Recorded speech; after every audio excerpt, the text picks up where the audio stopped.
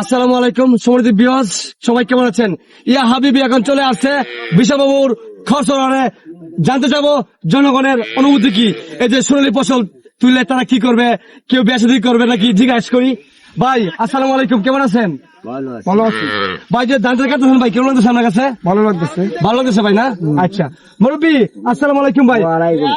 আমাদের mic piece তাই বুঝছেন, এটাই ধানের মুড়ি মাইক পিস। আজকে খসড়া ওখানে ধান কাটতিয়া আমরা কি করবেন পরে?